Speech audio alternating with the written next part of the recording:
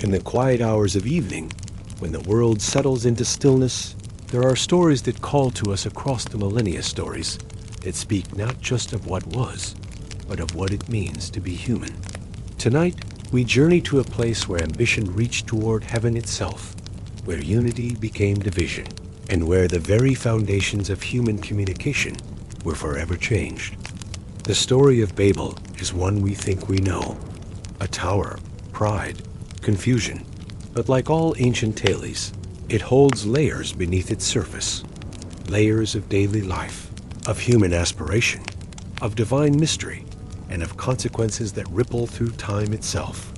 So, before we begin our journey, feel free to like the video and subscribe if you enjoy these explorations of faith and history. And let me know in the comments what story resonates with you. It's always wonderful to see. Now, let's find a quiet space together and step into the world of ancient Mesopotamia, where the first great city rose from the plains of Shinar. Verse 1. Daily life immersion. Workers at Babel. Daily labor under the ziggurat's shadow. The sun has not yet touched the horizon, but already the fires burn bright in the kilns of Babel. In the pre-dawn darkness, you can hear them. The soft shuffling of bare feet on packed earth, the quiet murmur of voices preparing for another day's work. This is the sound of a civilization in motion, of thousands of souls united in common purpose. Your hands are already stained with clay and bitumen from yesterday's labor. The smell clings to your clothing, your skin, your very being. It is the smell of ambition made manifest, that sharp, acrid scent of heated tar mixed with the earthier aroma of fresh brick. Around you, other workers stretch and yawn, their faces lit by the flickering flames that will never be allowed to die. The kiln masters arrive first, their practiced eyes assessing the fires, adjusting the fuel, preparing for the day's production. They move with the confidence of those who have learned to tame the elements, to transform the raw clay of the earth into something permanent, something that will outlast the generations. Their knowledge is precious, passed down from father to son, from master to apprentice, in whispered instructions and careful demonstrations. You take your place at the molding station, your hands finding the familiar rhythm. Press the clay into the wooden frame. Smooth the surface. Check for cracks. Release the brick. Over and over, hundreds of times each day, your hands shape the building blocks of what will become the greatest structure ever attempted by human hands. The other workers around you come from many places. There is Ashur from the northern lands, whose people are skilled in metalwork. Beside him works Kenan, whose family has tended flocks for generations, but who now finds purpose in this grand construction. There is Miriam, whose steady hands produce the finest bricks, each one perfectly uniform, each one a testament to her skill. But it is not just the diversity of origins that makes this place remarkable. It is the unity of purpose. When someone calls out a warning about a heavy beam being moved overhead, everyone understands. When the foreman shouts instructions about the day's quota, every worker knows their role. When evening comes and the prayers are offered to the gods of this place, all voices join as one. The language you speak is still new to the world, a tongue that emerged from the settling of peoples in this fertile plain between the rivers. It is a language of construction and cooperation, of shared dreams and common goals. Words for higher, stronger, together flow easily from every mouth. There are no words yet for scattered or confusion. Such concepts seem impossible in this place of unity. As the morning progresses, the heat builds. The kilns radiate their warmth across the workyards, and the sun climbs higher in the endless sky. You pause to drink from the water jars that are constantly replenished, to wipe the sweat from your brow, to look up at the growing structure that dominates the horizon. The tower rises before you like a mountain, crafted by human hands. Each level is larger than the last, each tier built upon the labor of countless workers like yourself. The lower levels are already disappearing into their own shadows. So massive have they become. The upper levels, where the skilled craftsmen and priests work, seem to reach toward the very dome of heaven. You have heard the stories, whispered during the brief rest periods, of what will happen when the tower is complete. Some say it will allow direct communication with the gods. Others believe it will make the people of Babel immortal, like the gods themselves. Still others speak of it as a beacon that will draw all the peoples of the earth to this place, uniting humanity under one rule, one language, one purpose. These stories fill you with pride as you return to your work. Your hands, cracked and stained though they may be, are helping to build something eternal. Your labor, humble though it seems, is part of a grand design that will change the world forever. The rhythm of work continues.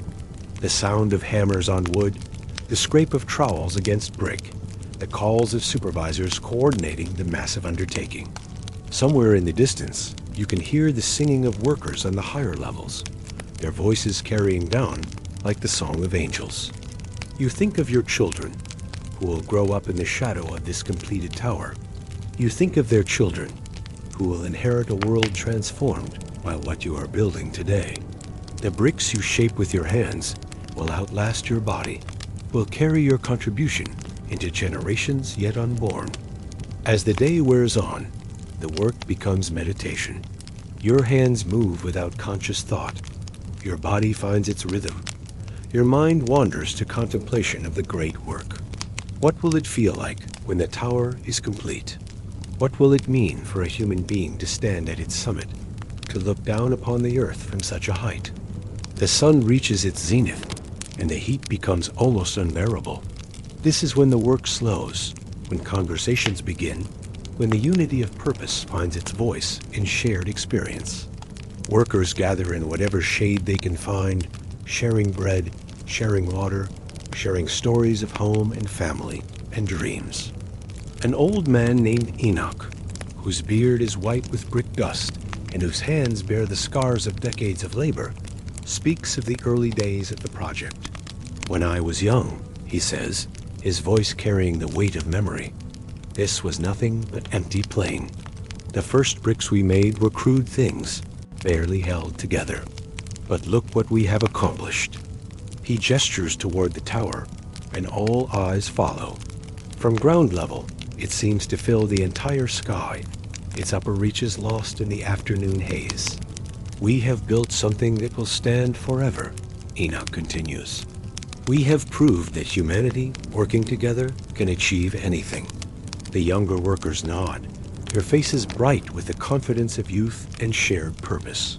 They have known no other world than this one, where the tower has always been rising, where the goal has always been clear, where the work has always been meaningful. As the afternoon progresses, you notice something unusual. A group of strangers has arrived at the work site, men in different clothing, speaking in hushed tones, looking up at the tower with expressions you cannot quite read. They are not here to work. They watch with the intensity of those who are trying to understand something that challenges everything they thought they knew about the world. One of them approaches your workstation. He is tall, with the weathered face of someone who has traveled far. His clothing suggests he comes from the eastern lands, perhaps from Elam or beyond. When he speaks, his accent is thick, but his words are clear. How high will it go? He asks, his eyes never leaving the tower's summit. Until it reaches heaven itself, you reply, pride evident in your voice. Until we can walk among the gods. The stranger's expression grows troubled. And you believe this is wise? The question strikes you as odd. Of course it is wise. What could be wiser than reaching toward the divine, than proving humanity's worth through great works, than uniting all people under one great purpose? But before you can answer, the work bell rings, calling everyone back to their tasks. The stranger melts back into the crowd of observers, and you return to your bricks, your clay, your rhythm of creation. The evening comes slowly, as it always does in this season. The work continues by torchlight, as it always does on this project. The tower grows higher, brick by brick, level by level, reaching always toward its impossible goal. As you make your way home through the streets of Babel, you pass by the markets still busy with evening trade, the homes where families gather for their evening meals, the temples where priests offer prayers for the success of the great work. This is a city united in purpose, a people bound together by common language and common dreams. You do not know, cannot know, that tomorrow will bring changes that will echo through all of human history. You do not know that the very unity you celebrate, the very ambition you serve, will become the source of humanity's greatest scattering. You do not know that the language you speak so effortlessly will tomorrow become a barrier between you and your closest companions. Tonight, you sleep peacefully in a world where all humanity speaks with one voice, builds with one purpose, and dreams of touching the face of heaven itself. Verse 2. Biography, event, narrative. The tower rises and falls. In the records of ancient peoples, in the fragments of clay tablets, and the echoes of oral tradition, there emerges a figure whose name has been lost to time, but whose vision shaped the destiny of nations. Let us call him Nimrod, as tradition has named him, the mighty hunter, the first king, the architect of human ambition. But more than names and titles, what matters is the story itself, the account of how unity became division, how aspiration became judgment, how the very foundations of human communication were forever altered. The great work did not begin with a single moment of inspiration. It grew, as all great endeavors do, from the accumulated dreams and fears of a people. In the generations following the great flood that had reshaped the world, humanity had slowly gathered itself together again. The descendants of Noah's sons had spread across the earth, but many had chosen to settle in the broad plain of Shinar, where the soil was rich and the rivers provided abundance. Here, in this place of plenty, something remarkable happened. The scattered tribes began to speak with one voice. Not merely the same language, but the same vision. They looked at the endless sky above them and felt not wonder, but challenge. They looked at the fertile earth beneath their feet and saw not a gift, but raw material for something greater. The leader who emerged from this convergence of purpose was unlike any who had come before. He was not content merely to rule a city or command a tribe. His vision encompassed all of humanity, all of creation itself. When he spoke of building a tower that would reach to heaven, he spoke not of stone and mortar, but of transformation, of elevating humanity to stand as equals with the divine. Come, he said to the people gathered in the plain, his voice carrying across the multitude like thunder across still water. Let us build ourselves a city and a tower with its top in the heavens.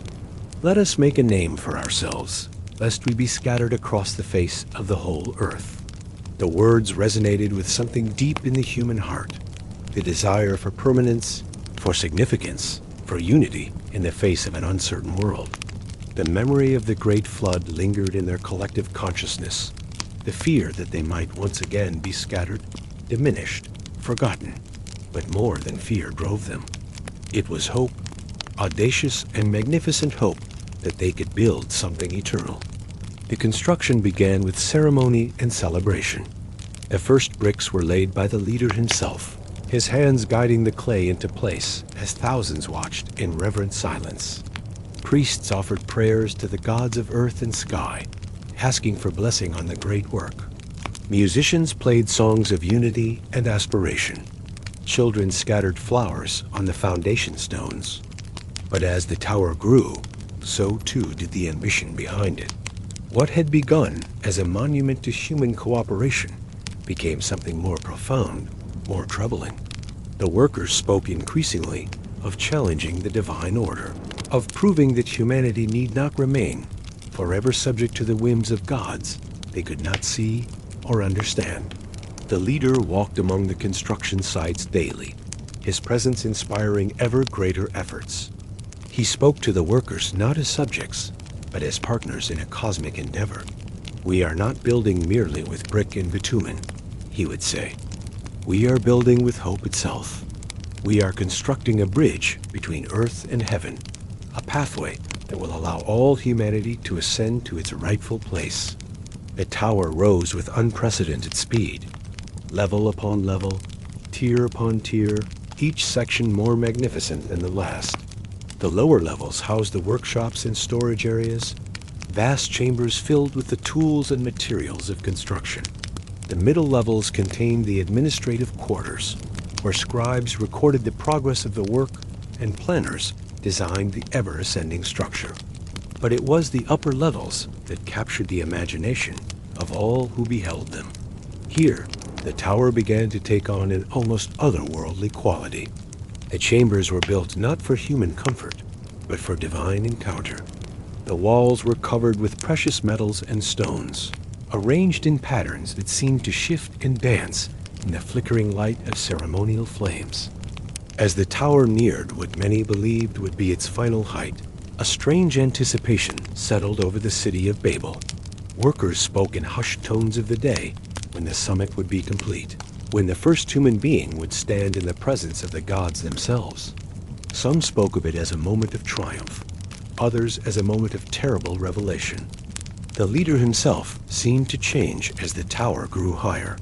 His confidence remained unshakable, but those closest to him noticed something new in his manner, a restlessness and urgency, as if he sensed that time was running short.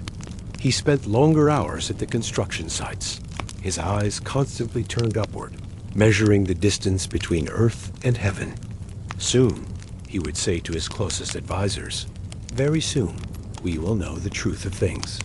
We will discover whether the gods are truly as mighty as they claim, or whether they fear what we might become. The final phase of construction was marked by increasing intensity. Workers labored through the night by torchlight, their faces illuminated by the flames like ancient masks. The sound of hammers and chisels echoed across the plain without cease. The very air seemed to vibrate with the energy of the great work. And then, on a morning that dawned no differently from any other, everything changed. The first sign was subtle, a moment of hesitation, a pause in the rhythm of work that had become as natural as breathing. A worker called out instructions to his companions, but his words seemed to hang in the air, meaningless, incomprehensible. Another worker responded, but his reply made no sense to the first. At first, it seemed like nothing more than a misunderstanding, the kind of small confusion that might arise in any large project. But the confusion spread, like ripples across still water, touching every corner of the construction site. The leader himself felt it first as a growing unease, a sense that something fundamental had shifted in the world around him. He climbed the tower's heights, seeking the perspective that elevation might bring, but what he found there filled him with a dread he had never known. Below him, the great work was grinding to a halt. Workers stood in confused clusters, their faces reflecting bewilderment and growing fear. The supervisors called out instructions, but their words fell on ears that could no longer understand. The carefully orchestrated symphony of construction had become a cacophony of meaningless sound. From his high vantage point, the leader watched as the unity that had made the tower possible began to dissolve before his eyes.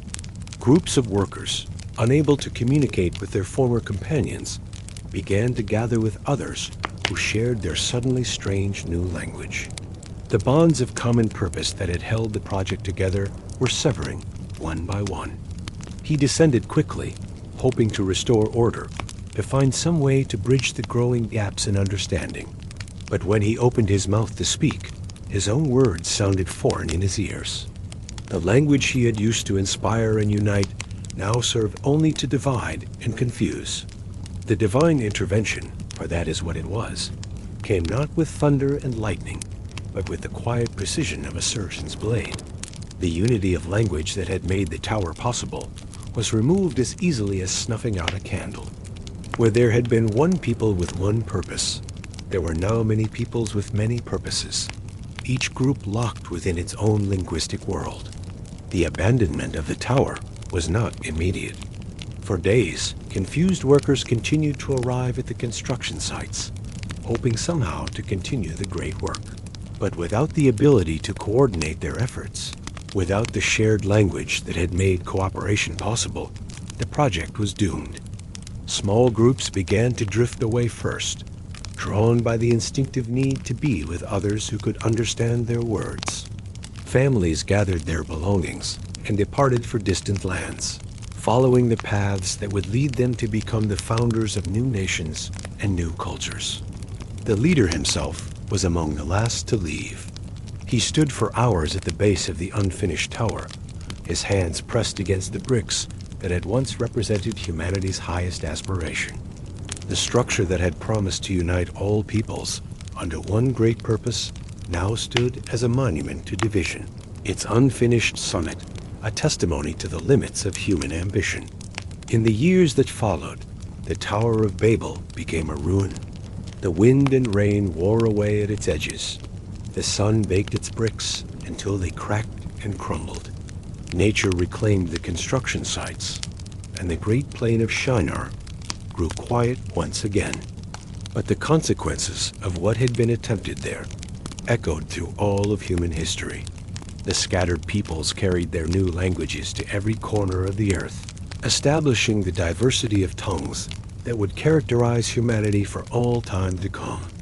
The unity that had been lost at Babel became a memory, a dream, a promise of what might someday be restored.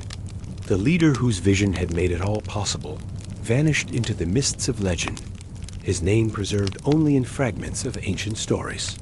But his legacy lived on in every human heart that yearned for unity, in every generation that looked up at the sky and wondered what it might mean to touch the face of heaven itself. The tower that had promised to bridge the gap between earth and heaven had instead revealed the vast distance between human ambition and divine purpose. In trying to reach God, humanity had discovered something profound about itself, that unity without humility leads not to elevation, but to scattering. That strength without wisdom leads not to glory, but to confusion. And so the great work ended, not with the triumph that had been envisioned, but with the gentle, inexorable judgment of a God who loved humanity too much to allow it to destroy itself through prideful ambition. The tower stood incomplete, its silence speaking more eloquently than any words of the mysteries that lie at the heart of human existence. Verse 3. Mystery, culture, technology, deep dive, linguistic roots, languages of the ancient world, in the quiet spaces between words, in the pauses where meaning takes shape, there lies one of humanity's greatest mysteries. Language itself, that invisible bridge between mind and mind, that sacred gift that allows one soul to touch another across the vast loneliness of existence. To understand what was lost at Babel, we must first understand what language truly is, and what it means for a people to speak with one voice. Picture, if you will, a world before the scattering. Not merely a world where everyone used the same words, but a world where every human thought flowed in the same channels, where every concept found expression in the same sounds, where the very structure of communication reflected a unified understanding of reality itself. This was not simply a matter of vocabulary or grammar. It was something far more profound, a shared way of organizing experience, of categorizing the world, of understanding the relationships between things. When the people of Babel spoke of building, they all envisioned the same process, the same goals, the same meaning behind the act. When they spoke of heaven, the word carried identical resonances in every mind that heard it. Modern scholars who study the origins of language often speak of something called the proto-language, a theoretical common ancestor from which all human tongues descended. But the language of pre-Babel humanity was something even more remarkable than this. It was not simply a common ancestor, but a living, shared reality that shaped every aspect of human experience. Consider the complexity of what we call meaning. When you hear the word home, your mind immediately conjures not just the physical structure where you live, but a cascade of associations: safety, belonging, memory, identity. These associations were learned, built up over years of experience and cultural transmission. Now imagine a world where every human being shared not just the word home, but the identical cascade of associations that gave it meaning. This was the power of the original language. Not just communication, but communion. When one person spoke, they did not merely convey information. They shared their very consciousness with others.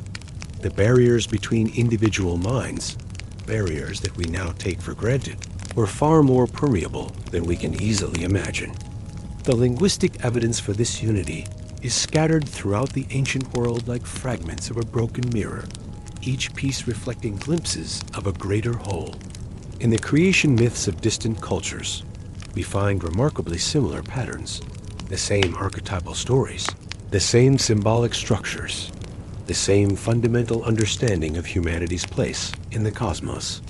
The Sumerian accounts of the flood, the Egyptian stories of divine kingship, the early Greek tales of gods and mortals, all of these bear the unmistakable imprint of shared linguistic origins, not borrowed from one another, but flowing from the same deep wellspring of human consciousness, shaped by the same fundamental language structures. Archaeological excavations in Mesopotamia have uncovered evidence of what appears to be a sudden, dramatic shift in cultural patterns during the period that corresponds to the biblical account of Babel. Pottery styles that had been uniform across vast regions suddenly diverged into distinct local traditions. Burial practices that had remained consistent for generations abruptly changed. Most tellingly, the written records themselves show signs of linguistic confusion. Tablets that begin in one script and end in another, as if the scribe himself was struggling with a language that was changing even as he wrote. The technology of language itself underwent a profound transformation during this period. Before Babel, the evidence suggests, human communication was primarily oral, passed down through generations in the form of songs, stories, and sacred recitations. The need for written language was minimal because the shared consciousness of the unified tongue made complex ideas easily transmissible from mind to mind. But after the scattering, as groups of people found themselves isolated with their new languages, the need for written communication became urgent. Suddenly, ideas that had once flowed effortlessly between minds required careful documentation, precise recording, systematic preservation. The explosion of writing systems in the ancient world, cuneiform, hieroglyphs, early alphabets, was not merely a technological advancement, but a response to the linguistic crisis created by the confusion of Babel. Each new language that emerged from the scattering carried within it the seeds of an entirely different way of understanding reality. The Semitic languages developed rich systems for expressing action and relationship, reflecting the nomadic cultures that spoke them. The Indo-European tongues evolved complex grammatical structures that mirrored the hierarchical societies of their speakers. The Sino-Tibetan languages developed tonal systems that allowed for subtle distinctions of meaning impossible in other linguistic families. These were not merely different words for the same things. They were different ways of organizing thought itself, different methods of categorizing experience, different approaches to the fundamental questions of existence. A speaker of ancient Chinese thought about time in ways that were literally incomprehensible to a speaker of early Greek. A user of Semitic tongues understood the nature of divine action in ways that could not be translated into the conceptual framework of Indo-European languages. The mystery deepens when we consider the mathematical precision with which the world's languages appear to have diverged. Linguistic analysis suggests that the major language families of the world emerged not gradually over millennia, but relatively suddenly, as if they had been deliberately designed to be mutually incomprehensible. The differences between them are not random variations, but systematic, structural disparities that suggest an intelligence behind their creation. Consider the phonological systems, the basic sound patterns that form the foundation of any language. The clicks of the Khoisan languages of southern Africa, the tonal complexities of Southeast Asian tongues, the guttural resonances of Semitic speech. These are not simply different approaches to the same acoustic possibilities. They represent fundamentally different ways of organizing sound itself, different mappings of meaning onto the physical act of speaking. The syntactic structures, the rules that govern how words combine to form meaningful statements, show similar patterns of systematic divergence.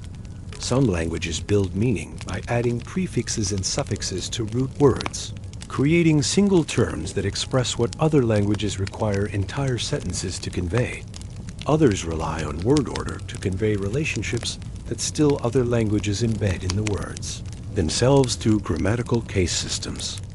But perhaps most mysterious of all are the semantic categories, the ways that different languages divide up the spectrum of possible meanings. The Inuit language's multiple words for snow, the Russian distinction between light blue and dark blue as completely separate colors, the Aboriginal Australian language's complex systems for describing spatial relationships. These are not merely different vocabularies, but different ways of perceiving and organizing reality itself. The technology that enabled this linguistic diversity was itself a wonder. The human vocal apparatus, with its intricate coordination of breath, tongue, teeth, and lips, is capable of producing an almost infinite variety of sounds. The human brain, with its specialized areas for language processing and production, can master the most complex grammatical systems with remarkable ease. The human ear, with its ability to discriminate between minute differences in sound, can learn to hear meaningful distinctions that other languages treat as insignificant variations. Yet this same remarkable system that allows for such diversity also serves as a barrier to understanding. The very mechanisms that enable us to speak our native languages with fluency make it difficult to truly master foreign tongues. The neural pathways that become established in early childhood for processing our first language create filters that make certain sounds, certain grammatical structures, certain ways of organizing meaning nearly impossible to fully internalize later in life. This is the cruel irony of the Babel judgment. The same gift that makes human communication possible also makes complete human understanding impossible. We are condemned to speak past one another, to grasp only fragments of what others truly mean, to remain forever isolated within the linguistic worlds that shape our thoughts. And yet, in the spaces between languages, in the moments when translation briefly succeeds in bridging the gap between minds, we catch glimpses of what was lost. When a poem in one language somehow captures truths that resonate across linguistic boundaries, when a scientific discovery finds expression in mathematical symbols that speak to minds trained in completely different tongues, when a melody carries meaning that transcends the words that accompany it, in these moments, we remember what it might have been like when all humanity spoke with one voice. The ancient world preserved memories of this unity in its myths and legends. The Greek concept of logos, the divine word that brings order to chaos. The Hindu understanding of Om, the primordial sound from which all existence springs. The Hebrew notion of the Word of God as the creative force that shapes reality itself. These are not merely religious concepts, but linguistic memories, fragments of a collective unconscious that remembers when language was not just communication, but creation itself. The mystery of Babel is ultimately the mystery of human consciousness itself. Why do we have language at all? How does meaning emerge from mere sound? What is the relationship between the words we speak and the reality we experience?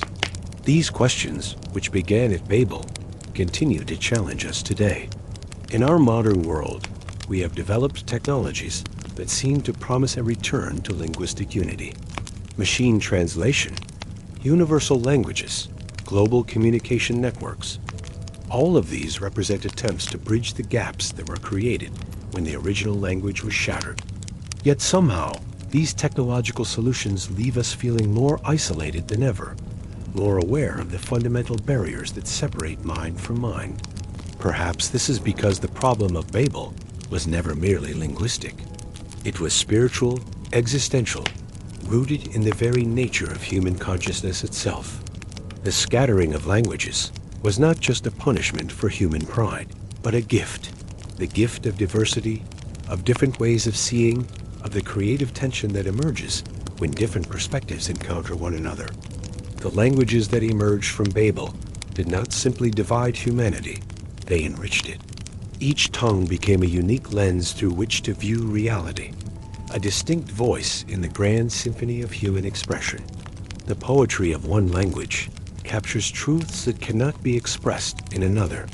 The wisdom of one culture finds articulation in linguistic forms that other cultures cannot duplicate. And so the mystery continues, echoing through the corridors of time, whispering in the spaces between words, calling us to remember what was lost and to celebrate what was gained. In every successful act of translation, in every moment of genuine understanding across linguistic barriers, in every glimpse of meaning that transcends the boundaries of any single tone, we participate in the ongoing story of Babel, the story of humanity's endless quest to speak and to be understood.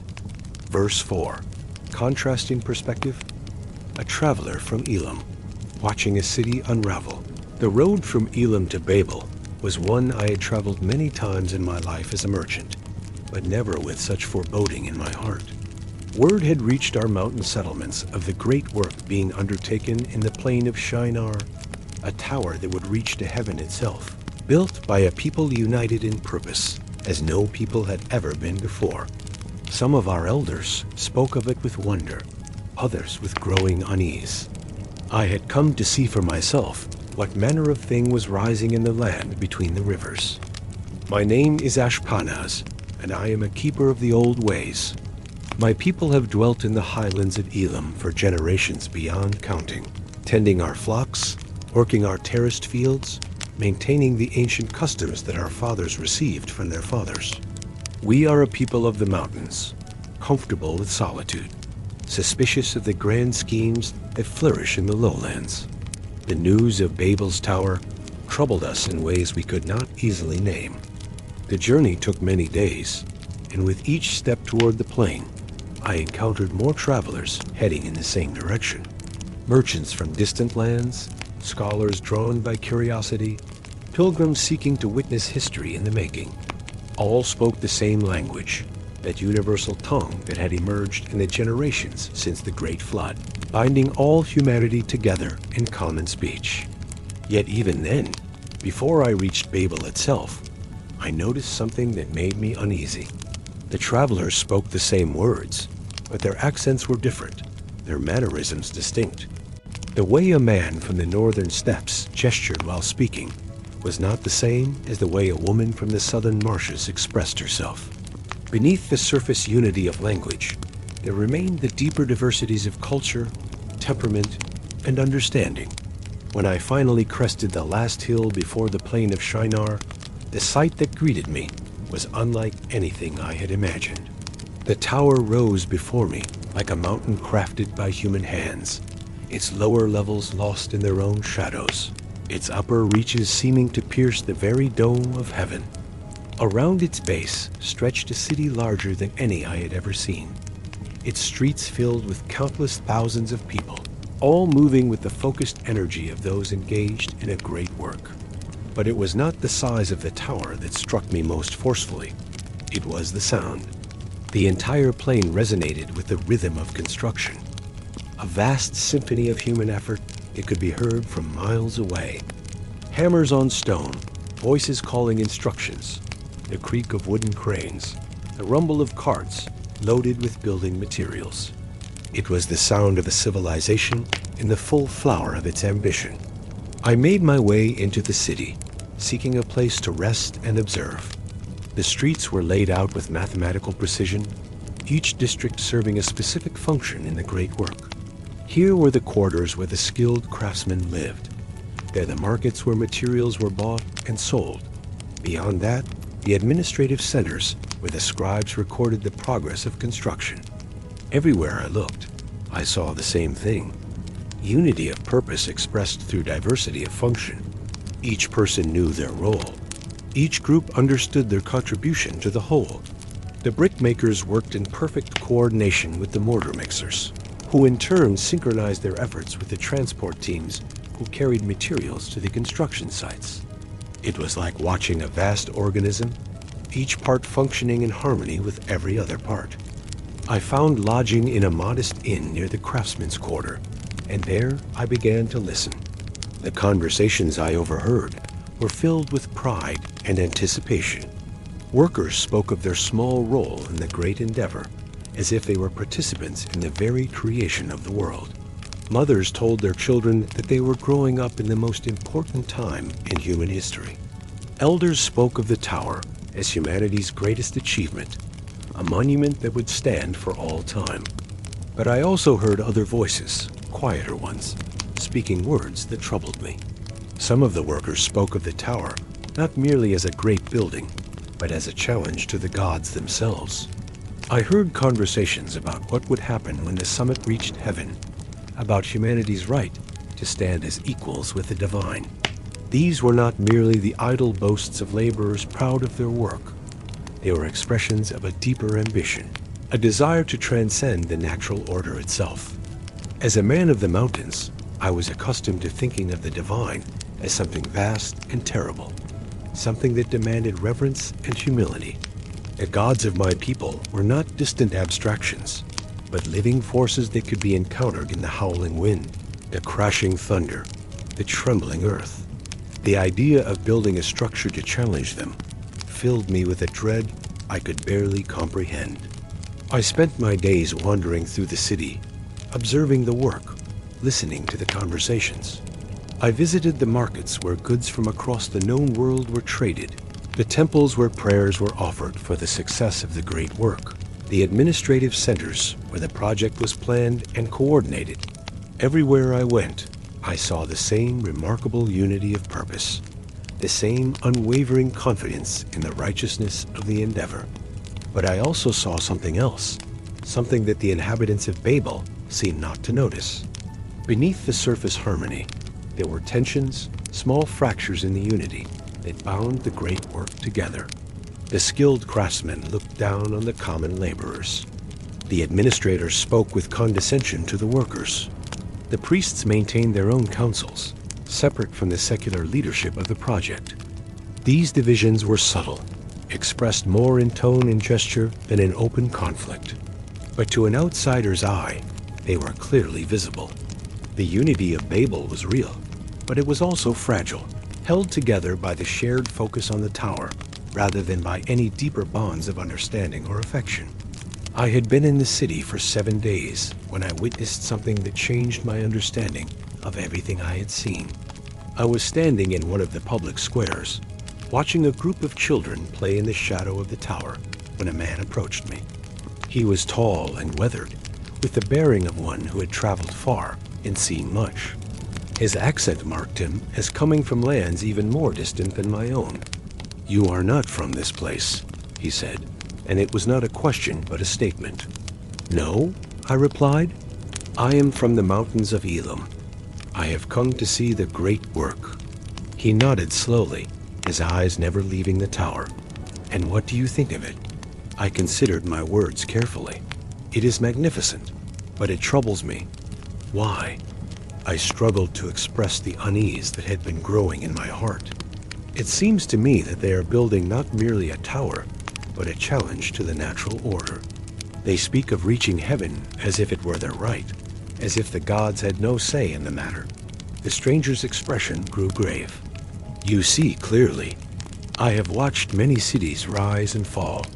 Many peoples attempt great works, but I have never seen anything like this.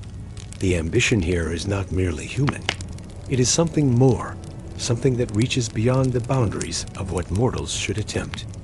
We stood in silence for a moment, watching the endless activity around us. Then the stranger spoke again. "I wonder what will happen when they reach too far." I did not have an answer, but I felt the weight of his question in my bones. That night, I prayed to the gods of my fathers, asking for wisdom, for understanding, for protection from whatever forces were at work in this place. The answer came the next morning, and it came not with thunder or earthquake, but with the quiet precision of a master craftsman separating gold from dross. I was awakened by a sound unlike any I had heard before.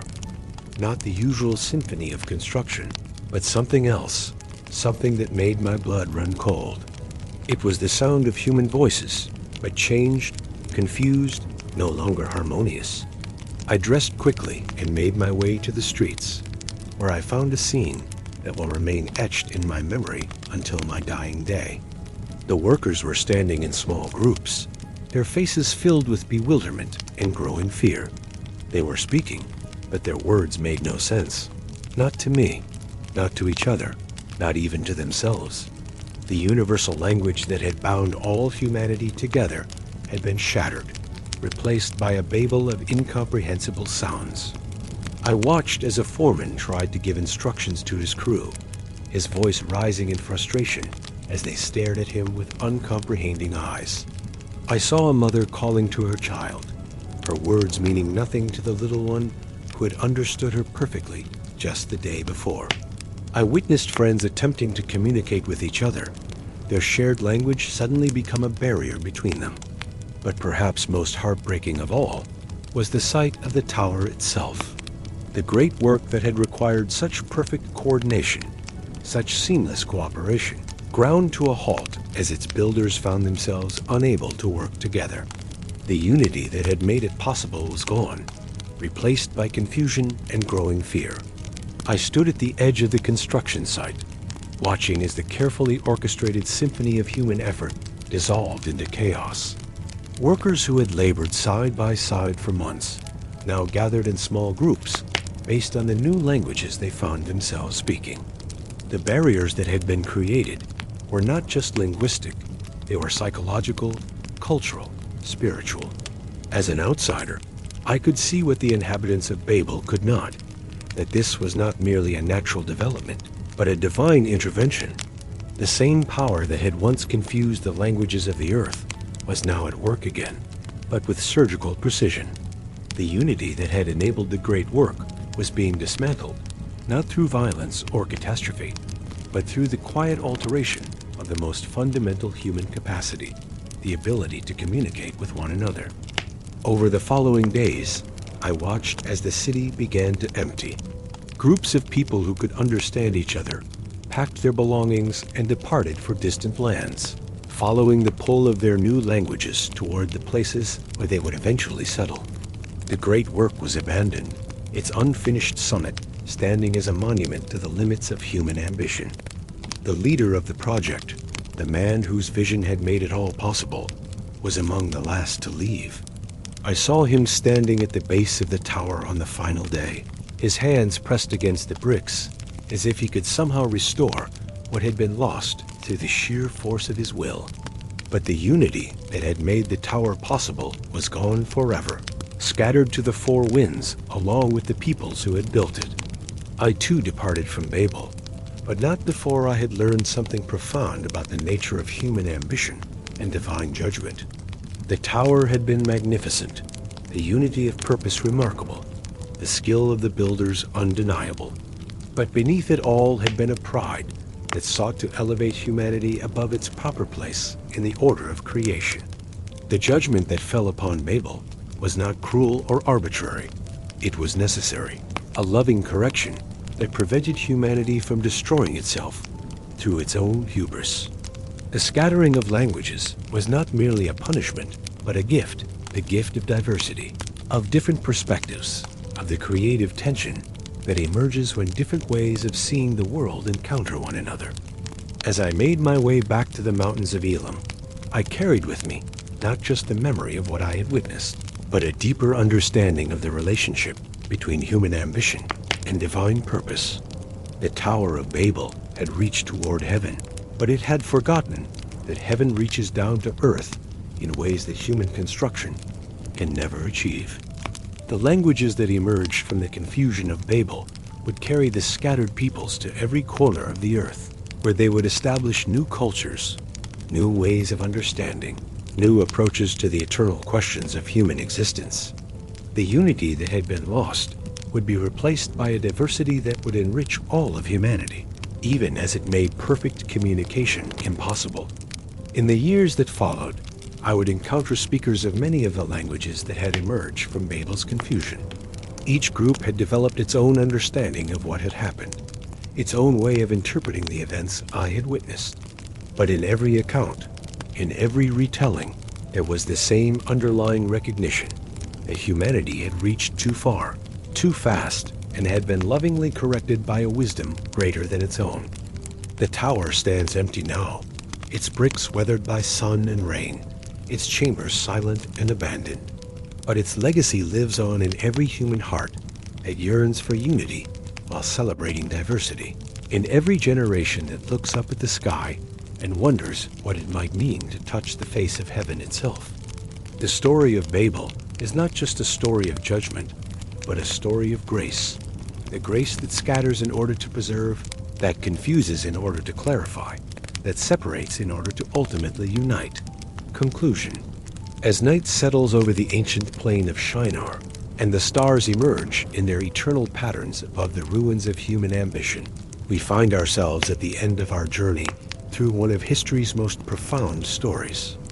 The tale of Babel speaks to us across the centuries, not just as a record of what once was, but as a mirror reflecting what we are, and perhaps what we might yet become. We have walked in the footsteps of the builders, felt the clay and bitumen beneath our hands, shared in the magnificent unity of purpose that made the great work possible.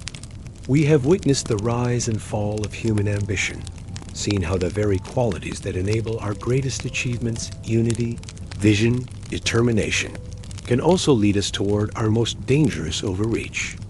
We have explored the mystery of language itself, that invisible bridge between souls that makes us human, and pondered the profound implications of its scattering. In every word we speak, in every translation we attempt, in every moment of understanding that transcends linguistic barriers, we participate in the ongoing story that began at Babel. And through the eyes of an outsider, we have seen how divine judgment can be both correction and gift, how the confusion of languages was not merely punishment but transformation, not just scattering but enrichment. The diversity that emerged from Babel's unity has given humanity 1,000 different ways to understand truth, to express beauty, to explore the depths of existence itself. The Tower of Babel stands as a testament to both human potential and human limitation. It reminds us that we are creatures capable of magnificent achievement, of cooperation across vast differences, of building structures that reach toward heaven itself. But it also reminds us that we are creatures in need of humility, of wisdom, of the recognition that our proper place is not above the natural order, but within it. Perhaps most importantly, the story of Babel teaches us that true unity is not uniformity. The original language that bound humanity together was lost, but what emerged in its place was something richer, more complex, more beautiful, a symphony of human expression that continues to unfold across the centuries. Each language that's scattered from Babel carries within it unique insights, distinctive ways of seeing, irreplaceable contributions to the human conversation. In our own time, as we build our own towers of technology and ambition, as we seek our own forms of unity and understanding, the story of Babel remains urgently relevant. It asks us to consider not just what we can do, but what we should do. It challenges us to pursue our highest aspirations while maintaining our deepest humility. The plain of Shinar grows quiet now, but the echoes of what happened there continue to resonate through every human heart that yearns to build something lasting, something meaningful, something that might bridge the gap between earth and heaven. In those echoes, we hear not just the sound of ancient ambition, but the whisper of eternal hope.